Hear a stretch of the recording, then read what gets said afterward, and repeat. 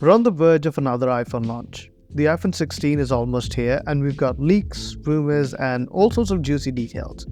But before we dive headfirst into the latest and greatest, let's take a moment to appreciate something important: the iPhone 13 series. Yep, I'm talking about the Mini, the Standard 13, Pro, Pro Max.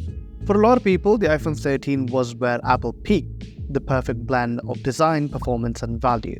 But 3 years later, with the iPhone 16 looming, does the iPhone 13 still hold up?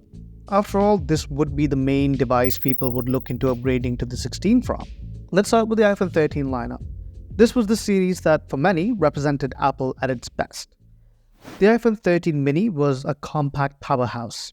It's small, but it doesn't skimp on performance. The A15 Bionic chip, OLED display, the solid camera setup, all packed into a tiny pocket-friendly design. It's like a little sports car. Nimble, fast, and fun. The iPhone 13 was the everyday hero. This is the one most people probably picked up. It's got great battery life, an excellent dual camera system, and the kind of performance that makes you wonder why you'd ever need anything more. The iPhone 13 and the 13 Pro Max were the creme de la creme. The Pro models introduced a 120Hz ProMotion display, a versatile camera setup with LiDAR, and the largest batteries Apple had ever put into an iPhone at the time. If you wanted the best Apple had to offer, these were the phones to get. The iPhone 13 series wasn't just another step forward, but for a lot of people, it was the perfect blend of everything Apple does well. The design was familiar but refined, the performance was top tier, and the cameras were best in class. It was a tough act to follow, and honestly, it set the bar pretty high. The iPhone 13 series is powered by the A15 Bionic chip, and here's the thing, it is still a powerhouse. 3 years later, whether you're using the Mini or the Pro Max, these phones are still fast. Everyday tasks, multitasking, gaming, the A15 handles it all with ease.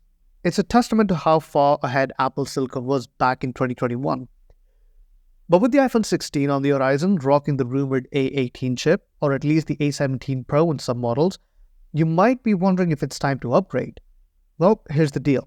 Unless you're pushing your phone to the absolute limits, you're probably not going to notice a massive difference in day-to-day performance. And this just goes anyway. This is not just subject to Apple, but any device out there. The A15 is still overkill for a lot of people. But if you're someone who lives on the cutting edge, the type who edits 4K video on your phone while streaming a podcast and navigating with Google Maps, the newer chips will give you that extra boost. Oh, and by the way, the iPhone 16 might come with 8GB of RAM as standard. Better late than never, right? The iPhone 13 series brought some serious camera tech to the table, especially with the Pro models. Pro RAW, Pro Res, LiDAR, all the goodies you need for top-tier mobile photography and videography. The 13 and the 13 Mini had dual camera setups that still hold its own today. Great color accuracy, solid dynamic range, and very good low-light performance. The video quality, as always with Apple, is excellent. Hope, and the one to its far left is charity. Now it's in between hope and... The 13 Pro and the Pro Max is where the magic happens. These models introduced the telephoto lens, which gave us more versatility with our shots. Add in the LiDAR scanner for better depth sensing and improved low-light photography, and you've got a camera system that can still take on most flagships today. But the iPhone 16 is rumored to be stepping up the camera game with features like spatial video, an upgraded ultra-wide camera on the Pro models, plus there's talk of a capture button, a dedicated camera shutter button, which honestly feels like something Apple should have done a long time ago. I mean, it's not like they didn't have the space, right? That said, if you're rocking the iPhone 13 Pro or the Pro Max, your camera setup is still top tier. You're not missing out on much, unless you're really into the cutting edge stuff like spatial video or need that extra flexibility with the ultra-wide lens. The iPhone 13 series introduced that flat edge design that harks back to the iPhone 4 days, and honestly, it still looks fresh. The build quality is top-notch, and even though the notch might feel a bit dated now, it is not a deal breaker. All the models in the iPhone 13 series have an OLED display, which means deep blacks, vibrant colors, and excellent contrast. The Pro models, with their 120Hz ProMotion displays, still offer one of the smoothest experiences out there.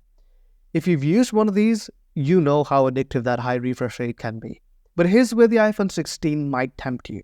Rumor has it that the Pro models will feature even bigger screens, slimmer bezels, and possibly a new design returning from the past on that camera block. Plus, the action button, which debuted on the iPhone 15 Pro, is rumored to be making its way across the entire iPhone 16 lineup. And let's not forget the capture button, which could make quick photography a whole lot easier. The iPhone 13 series still hold up design-wise, but if you're the kind of person who loves having the latest and greatest, the iPhone 16's new features might be hard to resist. Apple's definitely upping their game, especially when it comes to making those physical buttons useful, something Android has been doing for years, especially with Sony's Xperia lineup and OnePlus as being examples. But hey, better late than never, right? Also, is it just me, or do we all remember the leak about Apple going completely buttonless on the upcoming phones? What happened to that?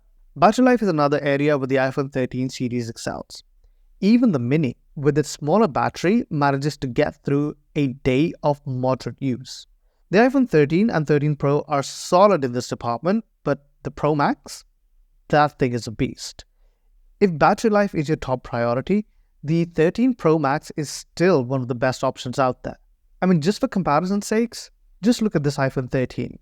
It still holds 91% battery health after being in regular use by my partner for the last couple of years.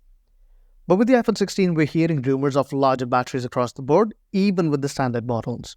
And let's not forget about efficiency improvements from the new chips, which should make the iPhone 16 series even better when it comes to longevity. So if you're someone who's constantly on the go and needs the extra juice, the iPhone 16 might be worth the upgrade. Alright, so we've talked about how good the iPhone 13 series still is, but what about the iPhone 16? Should you upgrade? If you're looking for a direct answer, no. You really don't need the upgrade. But if your confusion is between this upgrade being a want or a need, then let me break it down for you. If Apple sticks to their schedule, we're looking at a September 2024 release for the iPhone 16, with prices starting around $799 for the base model and going up from there. But keep in mind, components are getting more expensive, so we might see a price hike. So if you're thinking of upgrading, you might want to start saving now. The iPhone 16 promises a range of upgrades, including a redesigned camera block, bigger screens for the Pro models, and new buttons like the action button and the capture button across all models. Plus, with the rumored AI features and more powerful chips, it is shaping up to be quite an upgrade. But here's the thing. The iPhone 13 series, especially the Pro models, still holds up really well. If you're happy with your current phone and don't feel the need for the latest features, you might want to stick to what you have got. After all, if it ain't broke, don't fix it. But if you're someone who loves having the latest tech, or if those new features really appeal to you, the iPhone 16 could be worth the splurge. I would even go as far as to say that if you've got anything that is closer to the iPhone 10, the XR, 11, or anything even before the 10, I suppose the 13 series can still be quite a solid upgrade for you even today. So I would not worry about going for the latest and greatest, but looking for the actual tried, tested, and proven iPhone, which should be the 13. So, what's the bottom line? The iPhone 13 series was, and in many ways still is, Apple at its peak. Whether you're using the Mini, the standard 13, Pro, Pro Max, you've got a phone that can still hold its own moving forward. But the iPhone 16 is coming, and is bringing some serious upgrades to the table. So if you're itching for the latest and greatest, or if your 13 is starting to show its age, the iPhone 16 might be the move. But if you're still loving your 13, don't feel pressure to upgrade. Sometimes sticking with what you've got is the smartest choice. After all, you're still rocking a phone that, for many, marked the peak of Apple's iPhone evolution. With all that being said, thanks for watching, and as always, stay tuned for more insights on your tech. Until then, catch you guys in the next one. Later.